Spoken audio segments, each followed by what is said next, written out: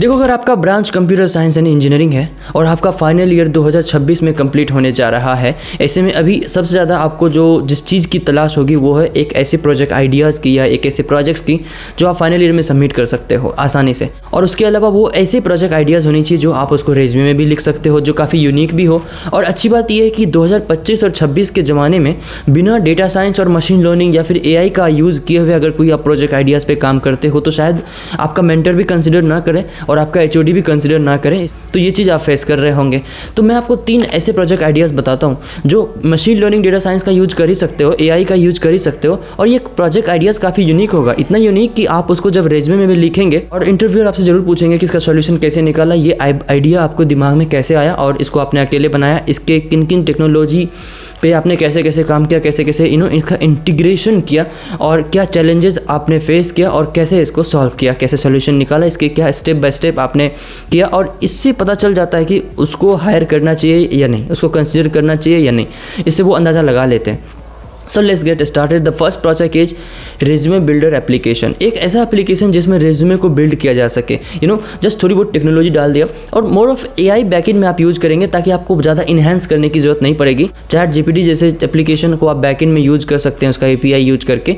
तो प्रॉम्प्ट, आप एक बड़ा सा प्रॉम्प्ट रेडी कर देंगे जहाँ पर आप कीवर्ड्स लेंगे यूज़र से और जो भी उसने कीवर्ड्स दिया कि ये टेक्नोलॉजी मुझे आती है, इन चीज़ों पर हमने काम किया है, वो कीवर्ड से आप उसका ओवरऑल रेज्यूमे जनरेट कर देंगे और उसका स्क्रीनिंग भी करेंगे कि भाई वो रेज्यूमे एप्लीकेबल है भी नहीं, वो शूट करेगा कि नहीं, वो किसी कंपनी में जब भेजा जाएगा तो क्या वो कंपनी फ्रेंडली रेज्यूमे होगा, क्या उसमें किस चीज़ की कमी है वो भी बताया जा सके ताकि यूज़र अपने हिसाब से रेज्यूमे को और ज़्यादा इन्हेंस कर सके। मोर ऑफ टेक्निकल स्टूडेंट्स जो होते हैं बस उनको रेज्यूमे अच्छे से बनाने आता है क्योंकि उनको टेक्निकली चीज़ों का नॉलेज होता है, लेकिन उसके अलावा जो नॉन टेक्निकल लोग होते हैं उसको उतना नॉलेज नहीं होता है। उसमें भी होता है, बहुत से लोगों को बहुत अच्छी नॉलेज होती है पर सबको नहीं होता।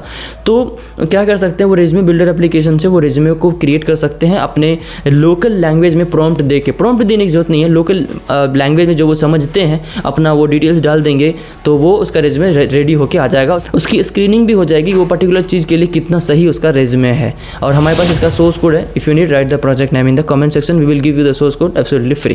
The next project is college AI chatbot. एक ऐसा चैटबॉट, अभी के समय में लोग चैटबॉट अक्सर कॉलेज में बनाते हैं। रीज़न इसका ये है कि चैटबॉट में आप एडवांस टेक्नोलॉजी सीखते हो, ChatGPT के कॉन्सेप्ट सीखते हो और अभी जितने भी AI मार्केट में लॉन्च हो रही है टेक्स्ट बेस्ड AI, तो आप वो काम कैसे करता है आप वो चीज़ सीखते हो क्योंकि कंपनी में ऐसी चीज़ों का ही रिक्वायरमेंट होता है। इसके अलावा बैकएंड में जब आप जनरेटिव AI वगैरह का यूज करोगे तो आप एजेंटिक AI वगैरह भी सीखोगे, इसका इम्प्लीमेंटेशन कैसे करते हैं, API कैसे लगाते हैं। और कंपनी को ऐसे ही लोग चाहिए जो API जिसको लगाना आता हो, एज ए फ्रेशर उसको इंटीग्रेशन आता हो, मशीन लर्निंग का पार्ट आता हो, डेटा साइंस का वो पार्ट आता हो जो उसके लिए काफ़ी एनालिसिस रेडी करके दे, AI का पार्ट आता हो जो काफ़ी आसानी से ग्रैब कर ले नई नई टेक्नोलॉजी को, नए नए AI का जो फीचर्स आता है। उसके अलावा ऐसे लोग जो बहुत ज़्यादा क्रिएटिव हो, जो थोड़ा आउट ऑफ द बॉक्स सोचता हो, ऐसे लोगों को कंपनी कंसिडर करती है। सो अगर आप कॉलेज AI चैटबॉट बनाएंगे जिसमें कॉलेज से रिलेटेड सारे चीज़ों का डेटा होगा। अब कॉलेज से रिलेटेड जो भी डेटा होता है किसी न किसी के पास तो होता है, HOD के पास होता है, डीन के पास होता है, रिसेप्शन में होता है, कहीं ना कहीं होता है। तो आप उसकी एक API क्रिएट कर लीजिए so that they will inter all the data जो भी उनके पास है और एग्जाम से रिलेटेड, इंटरव्यू से रिलेटेड, प्लेसमेंट से रिलेटेड, हर चीज़ से रिलेटेड कॉलेज AI चैटबॉट जो होगा वो जवाब देगा, आपके कॉलेज से रिलेटेड हर चीज़ जवाब देगा। तो आप ये काफ़ी अच्छे से बना सकते हो, इन्हेंस कर सकते हो, अपने कॉलेज के लिए स्प्रेड भी कर सकते हो और उसको अपने रिज्यूमे में लिखोगे तो डिस्कशन करने का एक पॉइंट बन जाएगा क्योंकि पाइथन जावा पे कितना डिस्कशन कर लोगे, जब फ्रेशर आपको पूरी चीज़ तो आएगी नहीं। तो ये सब जो चीज़ें होगी इससे आप ज़्यादा डिस्कशन कर सकते हो। अच्छी बात यह है कि we already have its source code. If you need write the project name in the comment section. Last but not least, cyber security awareness game. एक गेम एप्लीकेशन। तो जब आप as a fresher college student जब game के किसी application पर काम करते हो तो ये काफ़ी अपने आप में यूनिक होता है। एंड उससे ज़्यादा यूनिक होता है कि जब साइबर सिक्योरिटी से रिलेटेड गेम होगा तो वो बहुत ज़्यादा अवेयर करोगे आप लोगों को। एक गेम प्ले करवा के जब कोई इंसान गेम खेलेगा तो उसके साथ कोई थ्रेट हुआ तो गेम में आप ऐसे ऐसे टास्क ऐड करने जा रहे हो जो थ्रेट क्रिएट करेगा कि कोई लोग गेम खेल रहा है, उसके साथ कोई थ्रेट हो गया तो उसका नुकसान हो गया, उससे उसको चीज़ें समझ में आई, उसको you are giving a learning कि भाई आपको ऐसी चीज़ें रियल लाइफ में नहीं करनी है। कुछ करने से उसका फ़ायदा हुआ तो उसको आप एक लर्निंग दे रहे हो कि आपको रियल लाइफ में ऐसे ही चीज़ों को फॉलो करनी है। तो किसी के साथ OTP शेयर कर दिया गेम खेलते खेलते और उसके साथ नुकसान हो गया, तो फिर वो कह रहा है कि भाई नहीं इस तरह की गलती हम दोबारा नहीं करेंगे, मतलब रियल लाइफ में तो बिल्कुल भी नहीं करेंगे। तो इस तरह की चीज़ें गेम प्ले करवा के आप उसको जो है बहुत आसानी से अवेयर करवा सकते हो लोगों को। और जो नॉन टेक के इंसान हैं, जो नॉर्मल पर्सन लाइफ जीते हैं, आप ऐसे लोगों के लिए एप्लीकेशन बना सकते हो जो जिनको थ्रेटनेस से बचाया जा सके। अभी आपने गवर्नमेंट ने जो कॉलर ट्यून लगवाया हुआ था कि आप किसी को OTP शेयर ना करें, आप किसी को अपना पर्सनल डेटा ना दें, कोई बैंक आपको कॉल नहीं करती लाइक दैट। तो इस तरह का जो सारा फीचर्स है वो गेम में आप लगा देंगे। और जब आप ऐसा एप्लीकेशन बनाते हैं तो I can give you guarantee आपका रेज्यूमे भी हर जगह शॉर्टलिस्ट होगा, क्योंकि जब आप लिखते हैं रेज्यूमे में कि आपने साइबर सिक्योरिटी अवेयरनेस गेम बनाया था, तो it's a big application right. तो आप ये कैसे बनाए थे? अब इंटरव्यूअर आपसे बहुत ज़्यादा क्वेश्चंस पूछेंगे इसके बारे में, और आप जो आंसर करोगे उसके बेसिस पर वो जज कर लेंगे कि आप उनके लिए सही हो। तो ऐसे एप्लीकेशंस बनाइए जो काफ़ी ज़्यादा यूनिक तो हो ही, इसके साथ साथ वो रेज्यूमे में भी काम आए। वो आगे जब आप कंपनी में प्लेस्ड हो जाओगे उसके बाद भी जब अपना रेज्यूमे कहीं पर भेजते हो तो आपके कॉलेज प्रोजेक्ट से आपको जज कर लिया जाता है कि आप कितने पानी में हो, आप कितने क्रिएटिव हो, आपका लॉजिकल स्किल्स कितना हाई है, उससे जज कर लिया जाता है। क्योंकि जो इंसान अपने कॉलेज के समय में इतने अच्छे प्रोजेक्ट्स पर काम कर सकता है वो तो ऑलरेडी बहुत लॉजिकल स्किल्स उसका अच्छा है या वो क्रिएटिव है।